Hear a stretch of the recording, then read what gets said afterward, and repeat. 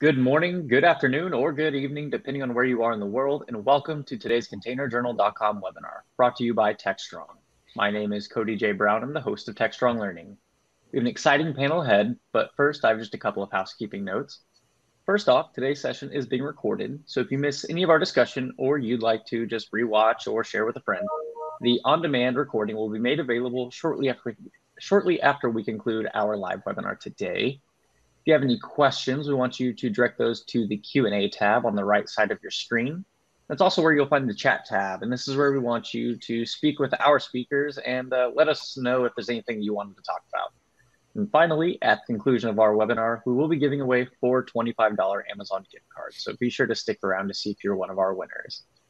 So our topic today is Kubernetes in the enterprise, and I'm joined today by Jared Curtis, Cloud Architect at Everbridge, Justin McCarthy, CTO and co-founder at Strong DM, Steve George, COO at Weaveworks, Bill Lettingham, CEO of Fairwinds, Hasib Budhani, co-founder and CEO of Rafe Systems, Oded David, head of DevOps at CoreLogix, and moderating today's panel is Mike Vizard, Chief Content Officer here at Techstrong Group. All of you, thank you so much for being here with us today. Mike, I'm going to let you get us kicked off.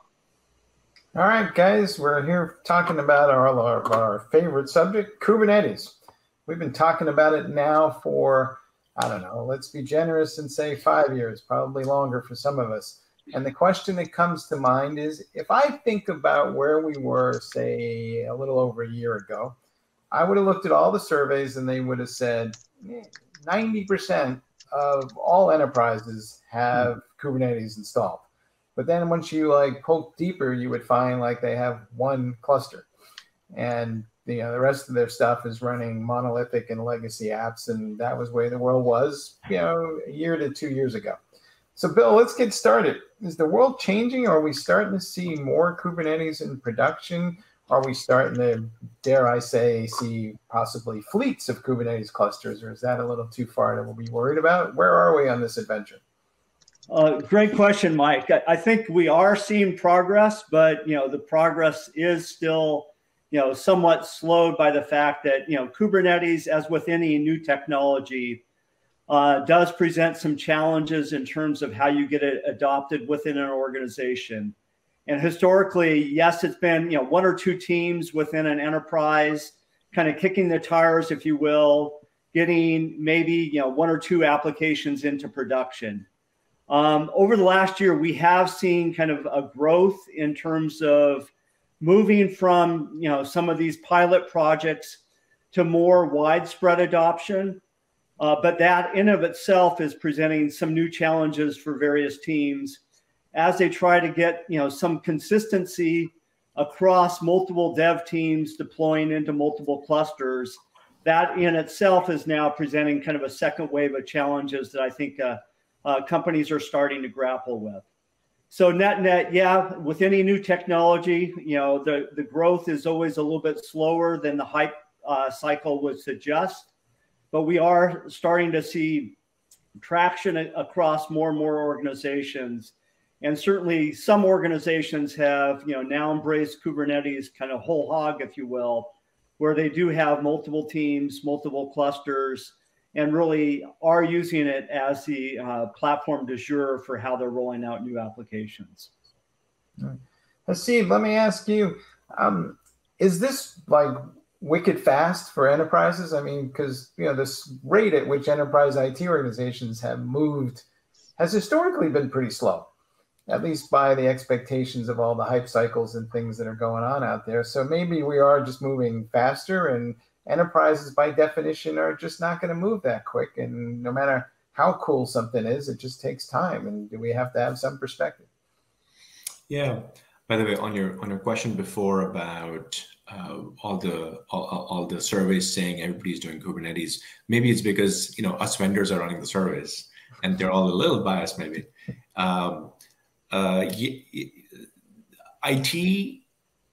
Everything takes time in IT. Right? And for good cause, right? My thinking on IT, and I tell my team this, developers are like Congress, IT is like the Senate, right? It's supposed to go slow because it's making some very big decisions for an enterprise, right? They're looking at any decision and they're thinking, well, this is going to impact my business for the next 10 years, right? So let me get everything right versus jump in and start doing things. But then at the same time, developers have to jump in, right? Without developers trying new things out, breaking things, right? There's never going to be experimentation. And we really shouldn't expect true experimentation to come from IT. Look, our entire business model is we're making a bet that people will have many, many clusters and business is booming, right? So the world is clearly, as exactly like Bill said, right? Something has changed. You and I have talked about this before. I don't know what's changed, but something has changed in the last year to 18 months. And people are indeed sort of bringing multiple teams onto Kubernetes, and that is forcing IT to step back and think about, well, I have to now support multiple development shops within my broader enterprise, and I got to do it the right way. I got to think about the right governance, etc. Yeah, IT is, I think, being forced to move a lot faster than they may have the luxury of doing in other cases, because developers are not going to wait. They're going to give you enough time to do the right thing, and then they're going to move on and do it themselves, right? And that is short term, that's good for that development organization. Long term is bad for the business, right? There's not a good use of any business's time that developers are working on infrastructure. They should write their apps, and infrastructure should be taken care of by infrastructure or IT people. And I think that's becoming clearer and clearer in organizations. And one kind of data point as to why I say that is because in pretty much every large or mid to large enterprise I talk to, there's now a platform organization within broader IT.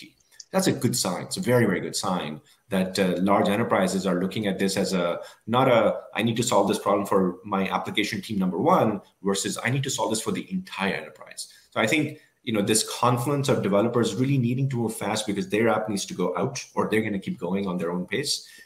And the fact that so many different internal teams are doing it is forcing IT in a very positive way to move at a pace that perhaps they haven't moved at before, which is good for the entire industry.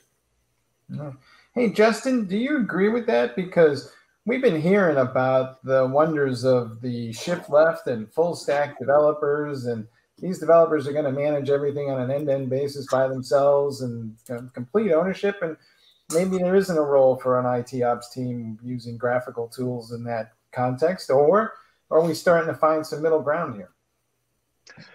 Sure. So let's say, so if the the more you shift left, Kubernetes isn't the end of the shift left either. So if that's your strategy, get ready to adopt even more stuff pretty regularly. I think back to Aziz's example, the development teams are going to be yielding these new approaches perhaps more frequently than you can standardize them. So I would say that what we've observed among our customers, again at StrongDM mostly we're about access to all of these resources. We're seeing kind of maybe last year was very heavily inflected with Kubernetes, and but maybe this year it's a little more balanced. So not everything, for example, coercing a serverless workload into Kubernetes would no longer be like a goal that we'd hear, right? Because if something has a strong serverless shape, it should just use what the native serverless functions in whatever the deployment and runtime environments are. And then similarly, if you have a great persistent database platform out there, maybe you don't need to try and coerce that into Kubernetes as well. So I think achieving steady state where Kubernetes is one of the tools is that's what those have been the themes of the conversations I've been in lately. All right. Hey, Steve, let me ask you about developers here for a minute, because I find that there's a certain amount of irony in the conversation. Originally, developers were the ones who showed up and said, Kubernetes is the coolest thing on the block and you should use this. Yep. And then just recently, it seems like IT ops teams have wrapped their heads around Kubernetes and they're saying, hey, this is great because we can scale up and down. The cloud resources are more efficient and we gain a lot more operational control. And now they're turning around to the rest of the developer community and saying, thou shalt use Kubernetes. And the rest of the developer community is going, say what? So what is the conversation here about? Is there a great bulk of developers still that don't get Kubernetes, and that's going to be a challenge for enterprise organizations in terms of bringing them along. I think that's part of the interesting thing about how enterprises are really adopting Kubernetes is there isn't just one way to do it. And in part, this is to do with the question we were just referring to, like different development teams and different setups have different needs. So from a developer perspective, there are certain things that are really exciting about Kubernetes, but the least attractive thing about Kubernetes is how complicated it is. So really what most development teams want is the ability to deploy their application and get on with their lives, get focused on the next feature, the next capabilities. But this kind of, developer toil that can come about with, a Kubernetes platform, because Kubernetes' strength is its composability, but its weakness is its composability. And so what you see is this kind of dual push and pull going on where developers are often excited about Kubernetes, but they also then discover a lot of toil in composing a platform that will work in their setup, which is exactly why we're seeing, as Haseeb said, platform teams being formed, which is fundamentally the idea of taking this, building a platform for the developers, building the workflows from developers away from them because it's not good use of their time or they don't want to do it, and then making that tooling standardized across the enterprise. So you do see in these larger enterprises that idea, but I think it's a really interesting because everybody is trying to get simple user workflows. That's what Weaveworks is all about with Git Ops. But ultimately, you've got this need from enterprises, which is very complex, which is what the IT ops teams see. All right. Oded, do you agree with that? Do you think that in some ways the IT operations guys are kind of laughing up their sleeves a little bit because they're realizing the developers are saying, hey, maybe I don't want to spend all my time managing these platforms because I got to do this thing called writing code, right? So I see things a bit differently. I think that Kubernetes was built on a specific mindset, and this mindset is divided to a toolkit that was used by developers, but as the adoption and the fit to organization starting to become more real, now it is also including toolkit that is relevant to operations, stability, availability, scaling, and so on. And what I see now is that basically operation teams, and this is why you need platform teams in the end, becoming more fond and more adaptive to Kubernetes because they understand the mindset. They see the toolkit that it's now fitting to their needs. And they know, okay, now when I have an organization that was built on a different mindset or a mindset that basically affects its culture, can do maybe the hard lifting, but can do the work that is needed to adopt this technology. And when it arrives to the IT people, then the technology is being adopted because they can see the entire organization, how they can see security inside it, how they can see operation inside it, where comes developers. This is something that platform is doing the gap between those old teams and provide the culture, but giving the IT the tools and what they need in order to really adopt it and make it more central for organizations, especially like this. Jared, do you agree with that? One of our attendees here is saying that full-stack DevOps Engineer / developer has always been a quote-unquote pipe dream. Is this a unicorn that we are never going to see? Well, I'm sure there's a few out there. I know a few, but for the general person, probably not, right? Like that's a tall order to be able to handle any task that's given to you, develop a scalable backend infrastructure while, writing a user-friendly, gorgeous UI. There are lots of different tasks and lots of different skill sets. Haseeb, who's managing the platforms these days versus the applications? And is there some distinction here that we can make in terms of where separation of concern should be between the platform and the applications and how we approach that? Is there another way of thinking about this? Something that I've kind of thought about a lot. So, 18 months ago, I thought that this idea of a platform organization would be that they would take care of the infrastructure, so the clusters, governance of the clusters, who somebody needs a cluster, somebody needs a namespace. I want to give them this type of access, etc. And then in addition, they would also solve for the application layer. So they're going to have strong opinions on how people deploy applications, whether they can use Flux or Argo or whatever. It's not working out that way for the most part, Mike. So what I'm seeing is there's a clear line of separation between what platform teams do and then separately what opinions application teams have. So platform teams seem to have strong opinion on, for example, what are all the add-ons that should run in a cluster? And they sort of kind of stop at that general area. When it comes to application deployment, developers have very, very strong opinions on how they will deploy. And as an example, so there's one of our customers happens to be this really large like health sciences company. And when they chose our product, one of the things they really wanted to do was they said, well, first they qualified our platform for the infrastructure layer, how to provision clusters, govern, the right security, et cetera. And then when it came to application deployment, they tested 3 platforms. So they tested Argo, they tested Flux, and they tested, we have our own kind of Git Ops simplistic methodology. They tested all 3. And the reason why they did that is because they said, look, I don't know what method the app team will choose, and I'm not going to force them into any one path. So I'm going to test multiple things, and I'm going to give them options. Infrastructure layer, Kubernetes, and add-ons, my job. Above the add-ons, the applications, I don't care. So long as there's the right governance, I have the right visibility, the right monitoring, do what you need to do. And I think that probably is actually a very healthy kind of line in the sand between what platform teams should do and application teams should not so much enforce, but have strong opinions on. So this I'm seeing happen, Mike, consistently across every large enterprise I see. Hey, Bill, there is, of course, a third choice, right, between the developers and the IT. There's these folks called managed service providers, of which you are one. Are you seeing kind of a shift where people are saying, hey, I just want to write the code, you guys manage the platforms? Or is there some sort of middle ground where it's co-managed between you and, say, an internal IT team? And what does that look like?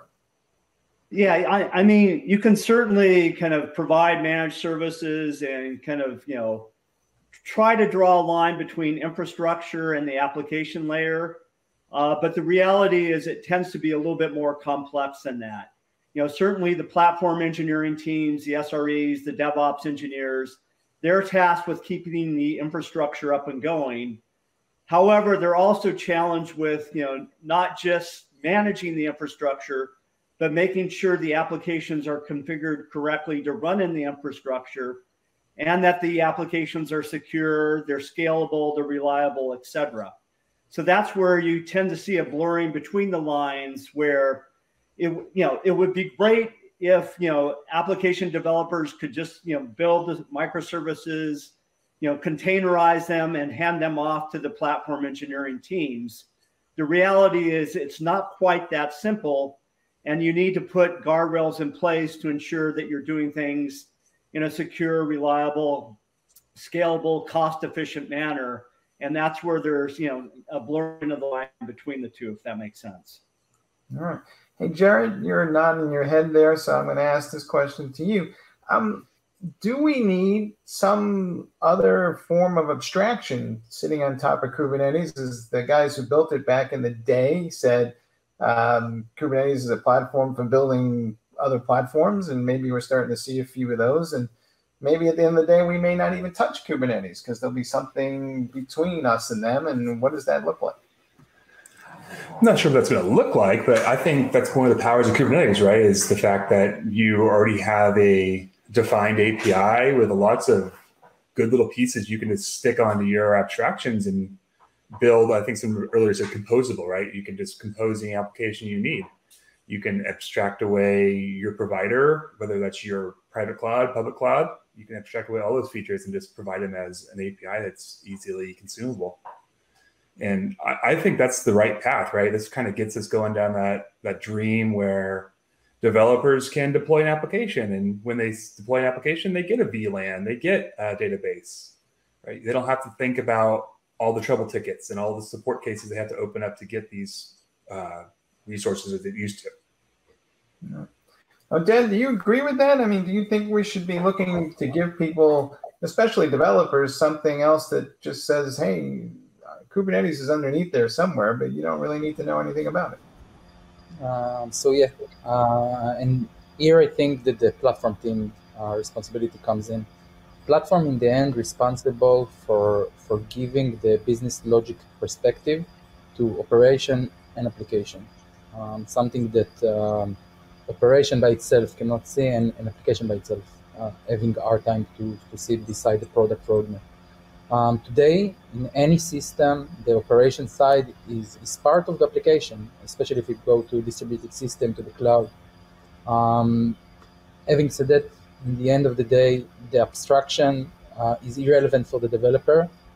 It means that it needs to see the business logic and deploy to Kubernetes, and it doesn't really care if Kubernetes runs on cluster A or B or C or D or whatever. It doesn't really care about scale, because there are systems that take care of it automatically. It doesn't really care about cloud, because again, Kubernetes gives you the abstraction of the cloud that is needed. So by the end of the day, abstraction is something that should be done in order to separate developers from the infrastructure, which is Kubernetes in this case. All right, Steve, do you agree with that? You see the same thing happening over time? We're just going to kind of reduce the complexity because I'm not going to mess around with those lower level APIs any more than I do in some other platforms. Well, I think if you spin back to the first question, where are people adopting, or what is preventing them from adopting? We've seen this concept before in stuff like PaaS, and what prevented it with PaaS was that just one size didn't fit all different applications. And in many ways, what we're seeing with Kubernetes and what Jared was saying, it's a platform for building other platforms. It doesn't necessarily have the concept of a particular application built in.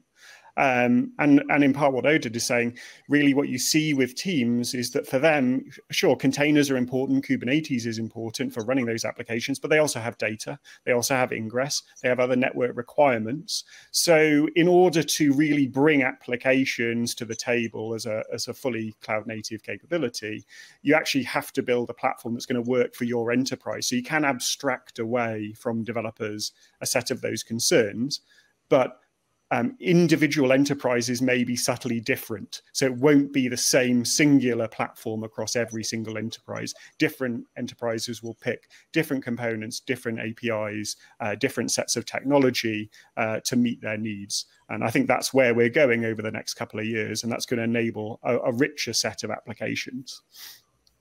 All right. Justin, one of the things you do hear a lot about Kubernetes is that there's too many bells and whistles, and it was built by engineers for engineers. So do we need to just take a giant step back and say, how do we come up with instances of Kubernetes that have this level of abstraction that are designed for mere mortals, people who are just IT administrators that have graphical tools at their disposal, but they're never going to be programming geniuses. I talked to one of them. He said, for crying out loud, if I knew how to program, I wouldn't be in ops in the first place. I think too many bells and whistles. You could say that of Intel chips. You could say that of the Linux kernel.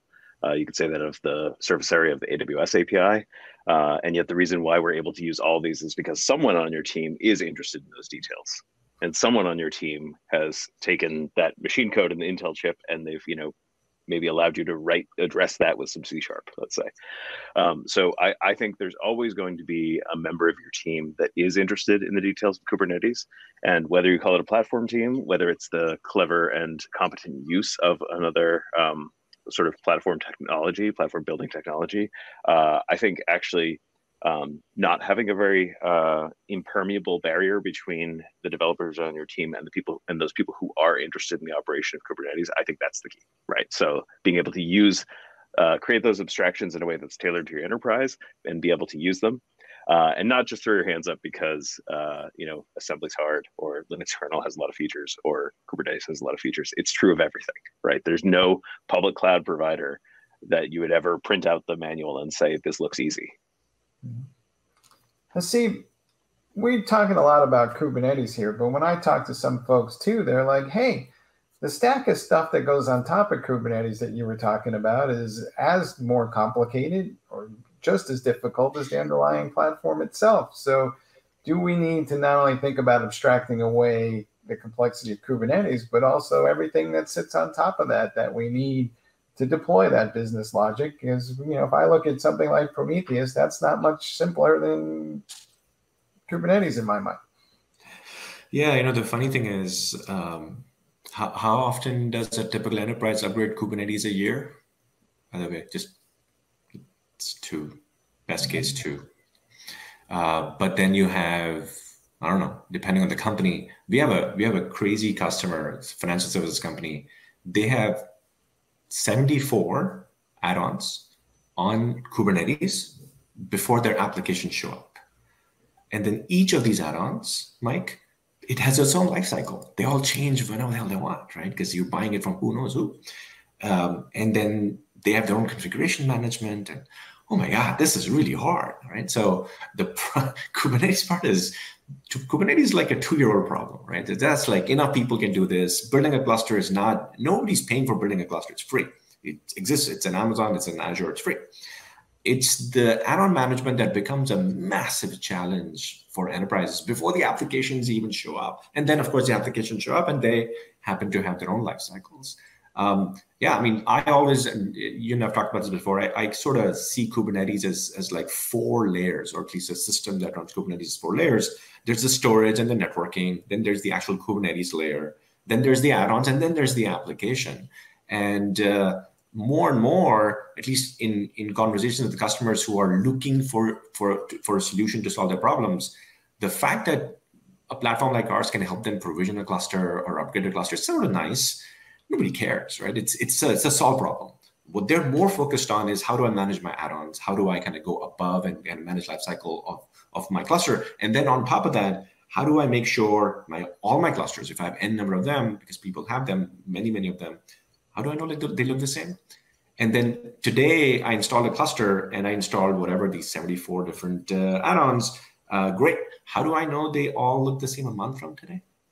This is actually where more fun work happens, right? So this is where churn is, right? The churn is later. It's not there. You can always write a Terraform script to deploy anything, but then a month from now, how do you know it didn't drift from what you thought it's going to be? I find that these are the kind of the today challenges that platform teams are solving for. And yeah, man, it's actually a hard problem to solve. Good news is, and this is the good news, I think there's some really cool solutions out there in the market that solve these problems now. Veev has great solutions. We have a really elegant blueprint management solution. So there's enough options out there now. Look, I mean, when there's a vacuum, somebody will fill it.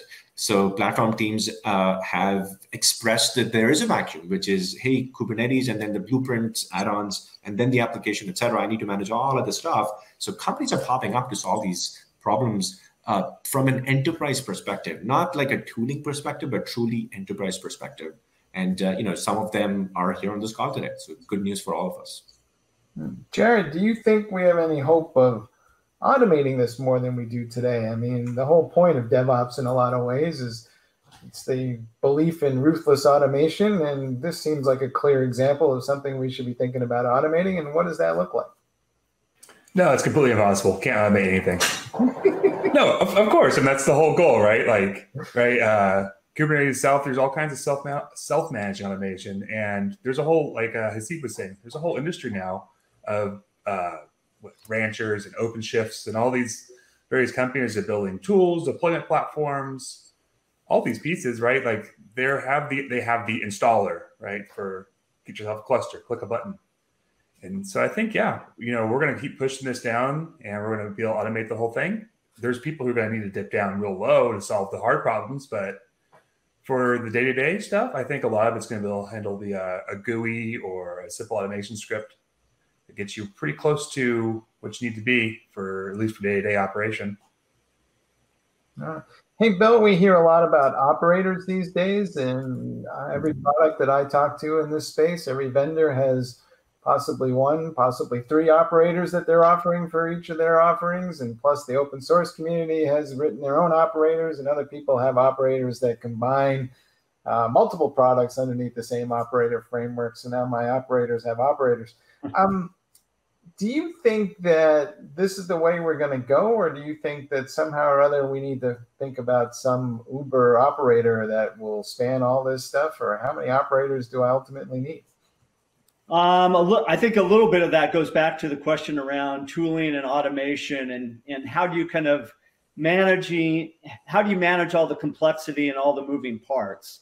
And I think it's going to be a combination of things where, you know, as Jared was pointing out, there's a lot of kind of great solutions already existing in the marketplace, a lot of good open source tooling that helps with this problem of doing things like managing add-ons.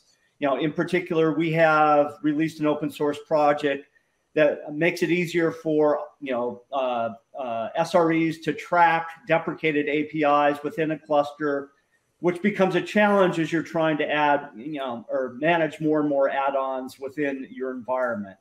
So, you know, end of the day, without automation, this is, you know, a complex problem that is a little too hard to manage.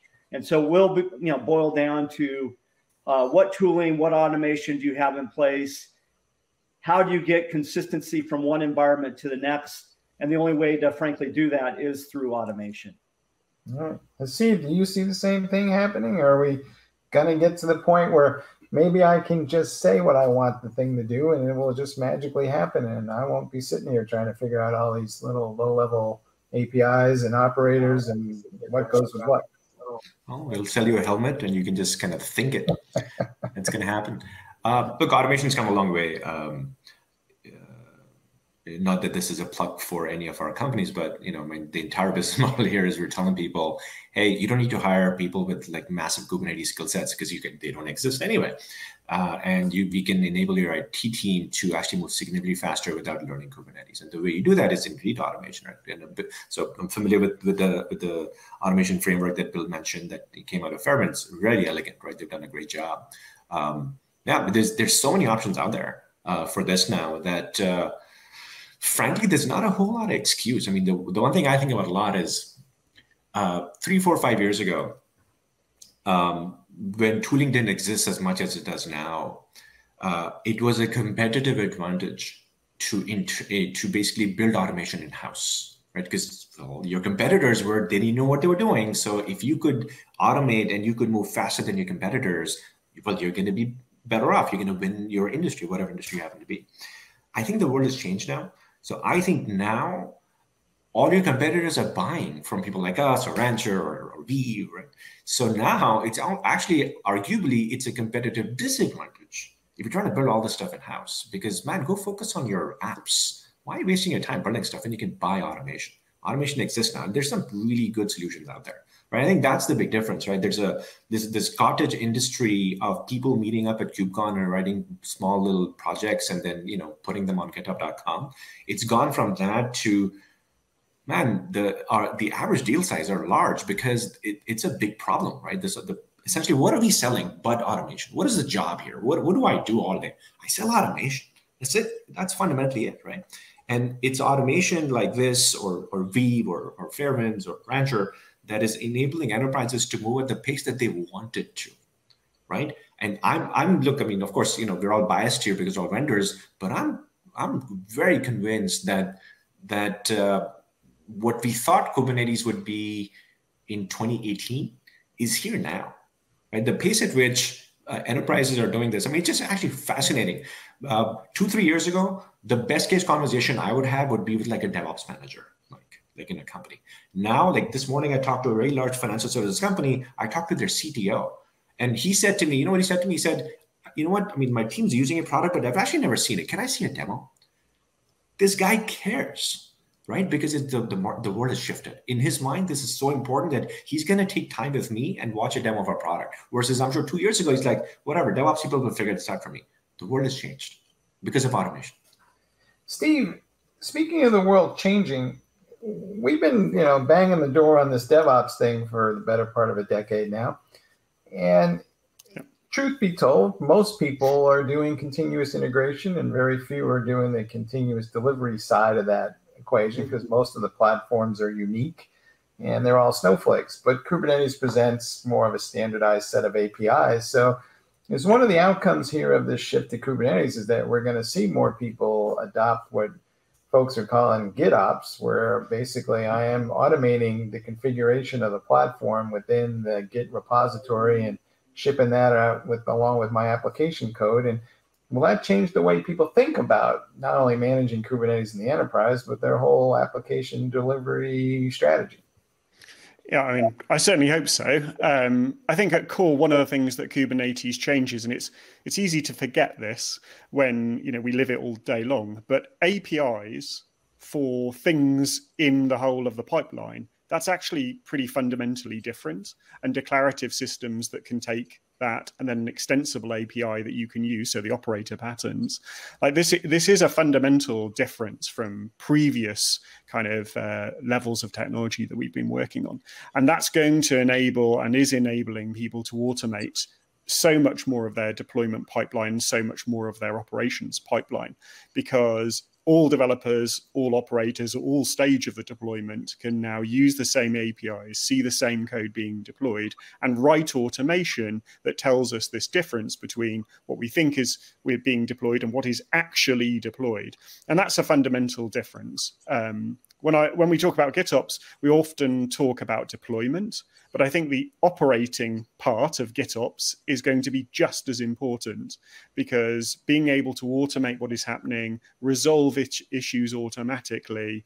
I mean, there's a whole hinterland of opportunity there for teams and vendors, because honestly, that is not work that anybody wakes up in the morning going, oh yeah, absolutely. What I want to do now is spend the next 6 hours trying to debug why some deployment went bad and figure out what's happening across 6 different tabs. So I think, really the operations part, Kubernetes is going to open that up to all sorts of different technologies. And then even going beyond Kubernetes, applying the same concepts of declarative APIs to other areas, databases, the data layer, network ingress, all of that. So taking GitOps to that whole application stack will I think, over the next few years, see some really interesting things happening. All right. Oded, do you agree with that? And is that something that people get out of the bed in the morning and say, I'm going to go get me some Git Ops? Or is that something that I wake up one day and say, hey, look, Mom, I'm doing Git Ops? Okay, so Git Ops basically is another method of distributed system and allowing the developers to have an interface to see the configuration of the structure. In the past, you would put everything in a database, build a nice UI, provide the entire organization or the R&D teams an access to watch how things looks like. It was in their IT mindset, it was not clear to the developer what there is there, what it needed, and so on. Today, the Kubernetes basically allows you to have an interface that is GitOps. One interface is to put everything under the etcd as a database, like it used to be. You can run commands of kubectl and see whatever you need. More for the operating side, more for people that are infrastructure based, even for developers in some levels. But you have the other side, which is how do I expose it to developers in a way that they need and they work. They have their IDE, it's connected to GitHub or Git or GitLab or whatever, and they see the entire configuration that they need with the interface that they need. So I think that Kubernetes enhances GitOps, but it's not the reason for GitOps. No. Hey, Justin, we have not talked about security.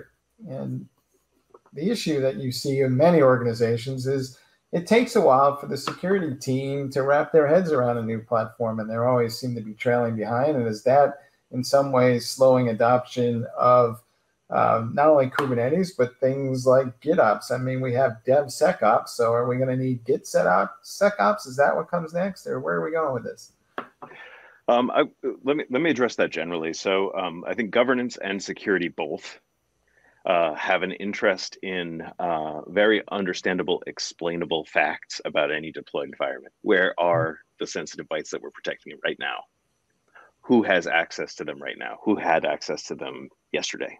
Okay, and so there is this interesting tension between any amount where we turn up the dial on ephemerality elasticity, scalability, right? That competes with that explainability.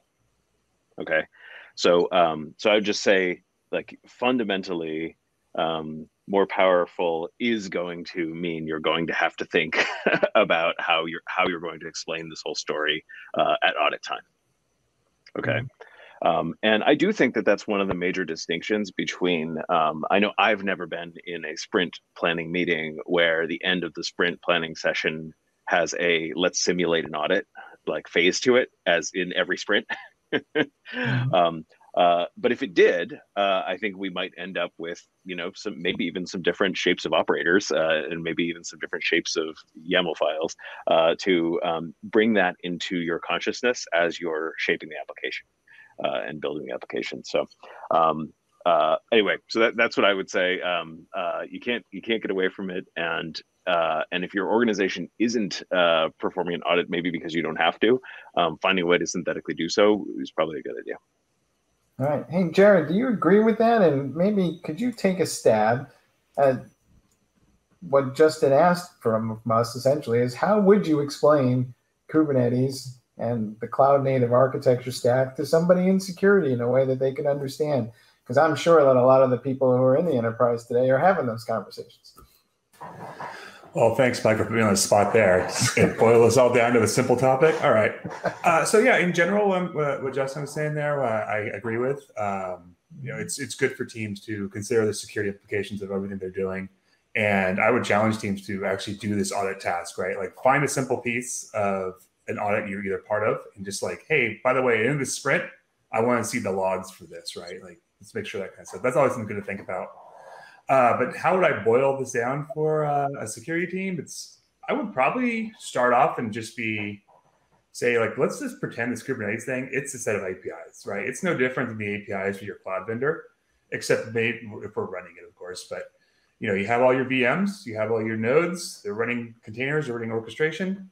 And we're presenting a very robust set of APIs that we can interact with. What kind of tasks are we given here to secure this? Well, we have role-based access control. That's native to the platform. We have network policies. Those are native to the platform, right? These are things that, you know, those are your firewall rules. These are your access control lists. We have all these things already built in there.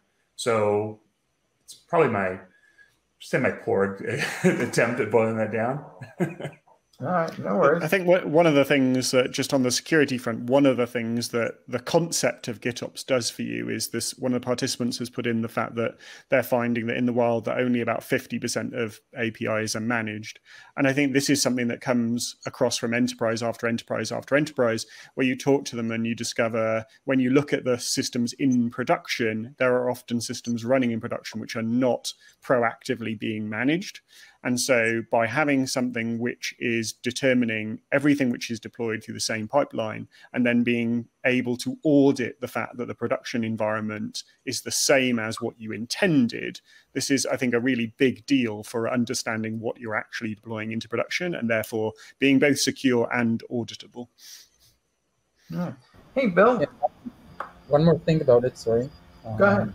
It's now in the latest version, putting really hard on security. They're adding features, they're adding functionalities that are cross-organization, that basically aim to the security teams and to what calls DevSecOps. All right. Well, that kind of leads into the next question. Bill, you were king for the day. You can have the Kubernetes community will do anything you say. What's at the top of that list that would make your life easier? Oh, God.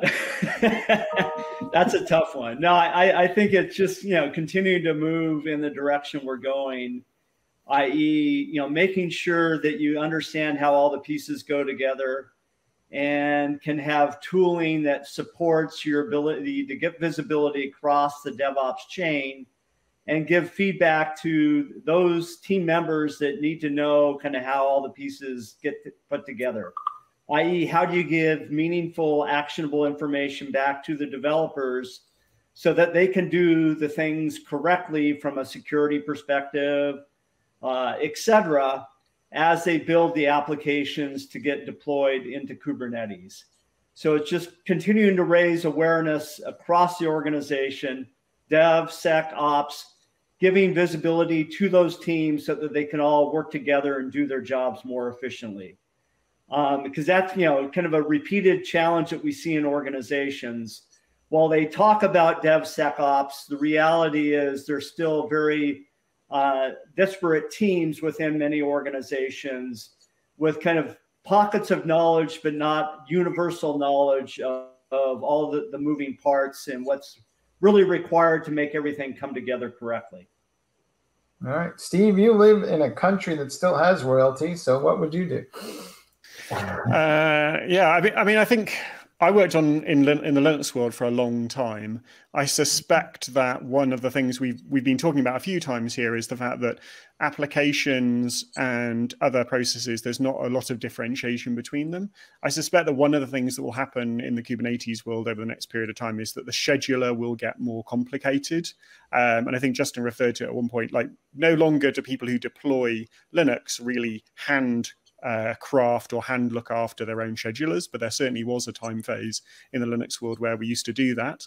And I think in order for Kubernetes to continue to grow as a platform, the scheduler and the scheduler capabilities around that, like the ability to write lightweight VMs and run lightweight VMs within those kind of environments, I think that will have to broaden out so that we can meet more different sorts of workloads. Now, Steve, you got anything on your mind that you would like to see? No, I mean, generally agree with the conversation going on so far. But on the security part, I'm just I'm thinking out loud. Maybe 2 years ago, I wonder if security really cared about Kubernetes, right? It was sort of kind of happening in a corner somewhere. And now it's not the case, right? So any deal that closes for us, I find that there's sort of 4 constituencies that must sign off, otherwise, platform-wide adoption doesn't happen. So there's SRE, there's developers / DevOps, there's sort of compliance and governance, and then there's security. And what security is focused on is runtime security, sort of supply chain security, and they're focused on like the kinds of things that Justin and team work on, like access management, et cetera. Right? So this seems like it's becoming a pretty standard ask now. I think people are figuring out what is security's role in Kubernetes land, and how it is different from governance and compliance. So I think this is also a sign of maturity, right? If security is showing up and they have strong opinions on certain things in any space, that's always a sign of maturity, right? So kind of stepping back from the things we sell, these are the things I try to kind of look for. And definitely, I'm actually really happy to see that, in any kind of new engagement that kicks off for us, like if we start like a POV with a customer, now more and more they're saying, well, before we do this, our security team has these questions for you. That's really good. It's really positive. Right? It means good things for the industry.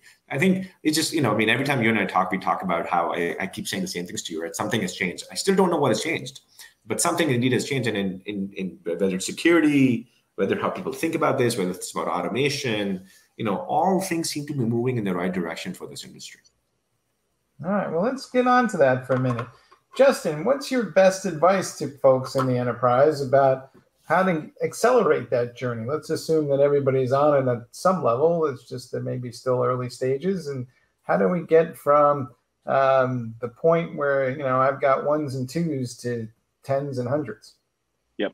Okay. So if your goal is acceleration, I would maybe paradoxically say that forcing adoption isn't the approach. So instead, make it easy to continue to use, let's say you're an Azure shop and you're not working primarily in AKS, and so you have a happy path already to deploy, let's say VMs. Make the AKS side of the experience more and more desirable every day, and then the point at which you have 51% of your workload flowing over to the AKS side, then it's a candidate for maybe being more forceful in your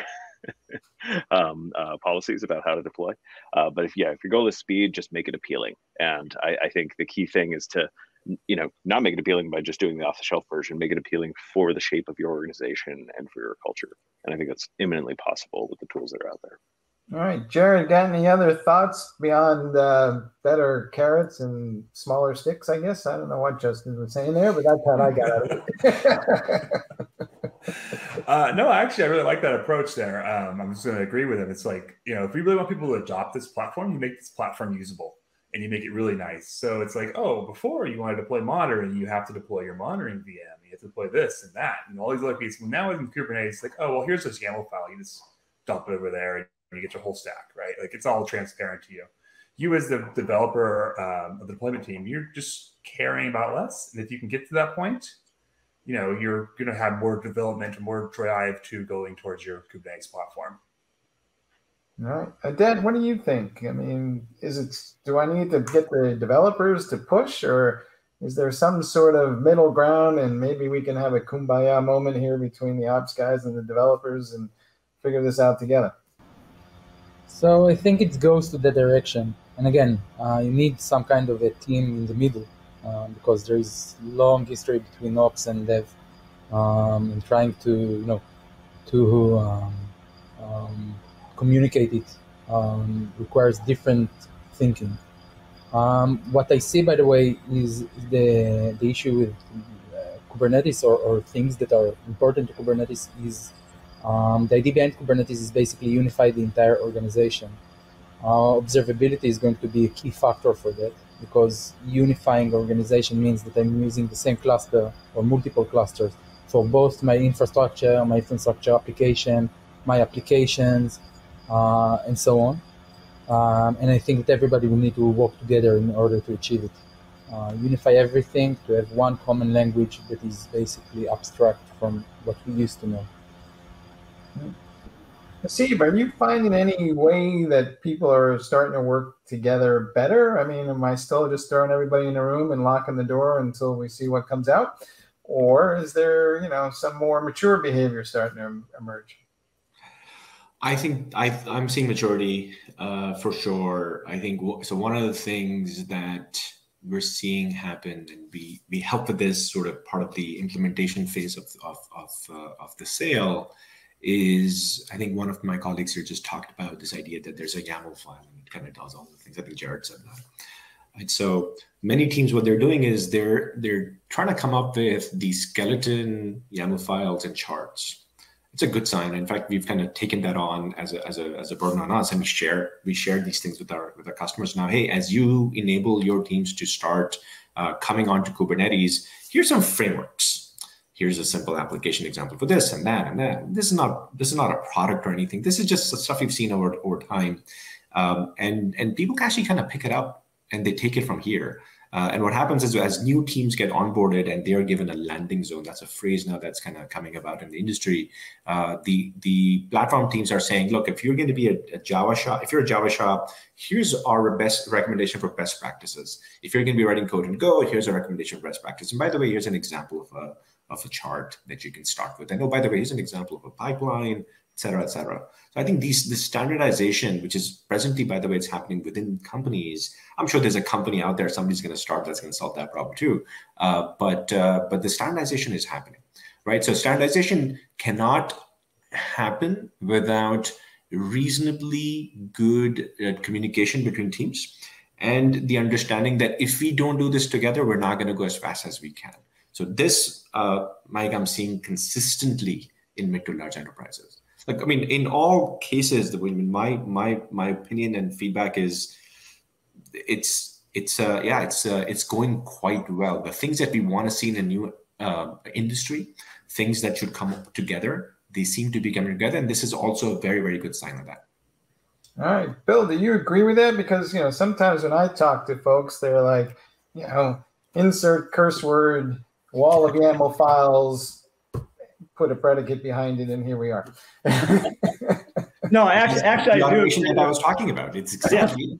No, I agree with Haseeb. I mean, the key is really implementing best practices across the organization, which starts as kind of templated YAML files, having a way of scanning the YAML files for those best practices, being able to implement policy as code, and doing other things like that to really help facilitate the process and get that common language going across the different organizations within the company. So I do agree that, that is the right approach to drive adoption. As we all know, developers love to start with kind of sample code, sample frameworks. And so whatever you can do to kind of get them going in the right direction to help, apply those best practices, that's going to really speed up the process. All right, Steve, what are your thoughts? Do we need better frameworks that are essentially guardrails that keep me from spinning too far out of control? And when do you tell somebody not to go play with that because, it's probably going to cause more harm than good? Yeah, so I think to be slightly controversial, I would say to people, don't start by trying to build a platform. So to really, the whole goal of Kubernetes is to be able to deploy your applications and operate them, faster, better, and with a greater level of control.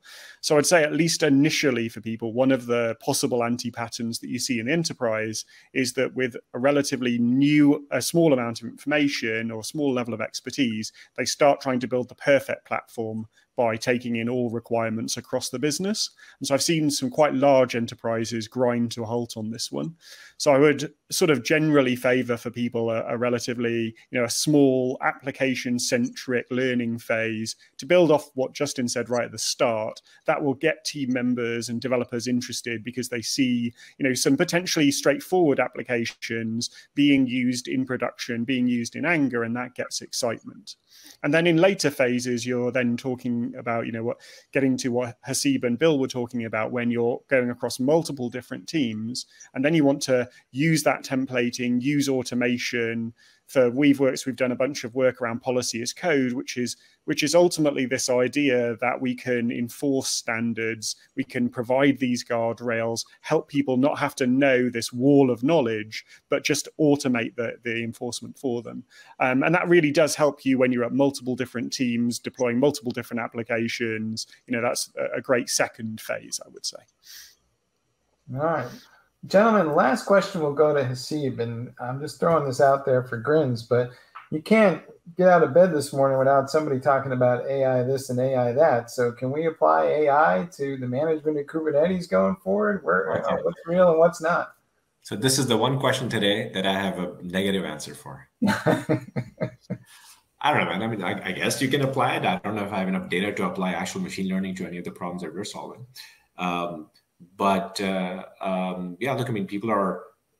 I've met companies now, Mike, and this is, I guess, a bit more of a not as a. It's a straightforward answer. Yeah, I've now met companies who are looking at bin packing using AI in Kubernetes. These are interesting ideas, but usually this market is too early for those kinds of applications to make.